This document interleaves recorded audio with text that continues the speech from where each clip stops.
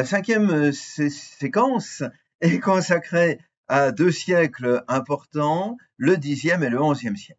Le Xe siècle, c'est un peu pour l'Église un siècle de fer, où notamment la papauté est prise sous l'influence de l'aristocratie de la banlieue romaine.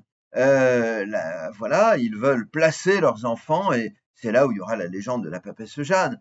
Ils veulent placer leurs enfants pour être papes. Alors les papes, à un moment donné, pour se libérer de cette tutelle trop pesante, vont se tourner vers les empereurs germaniques, la dynastie ottonienne. On est autour de l'an 1000. Mais la dynastie ottonienne, qui voudrait refaire Charlemagne, eh bien, n'arrivera pas à le faire. Ça ne durera pas longtemps.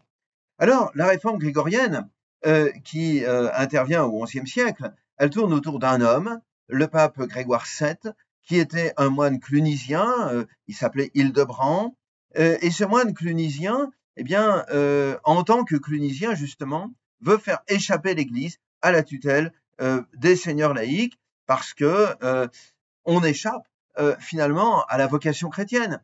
Il s'agit de voir la vie religieuse comme une source de revenus.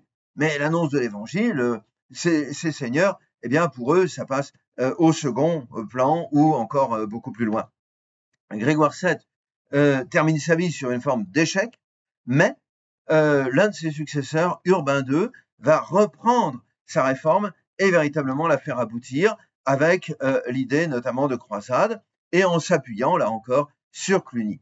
Voilà. Et puis, la concrétisation de cette réforme, ce sont ces conciles réformateurs que nous aborderons, le premier et le deuxième concile du Latran, qui, comme vous le constatez, se réunissent donc dans ce palais du Latran, qui est le palais du pape, à côté de la cathédrale de Rome.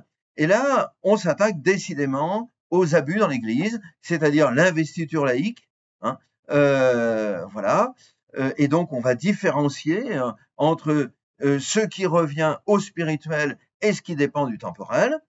On s'attaque à la simonie, c'est-à-dire donc les affaires d'argent, hein, voilà, et on s'attaque au nicolaïsme avec cette mise en place stricte du célibat ecclésiastique au XIe siècle.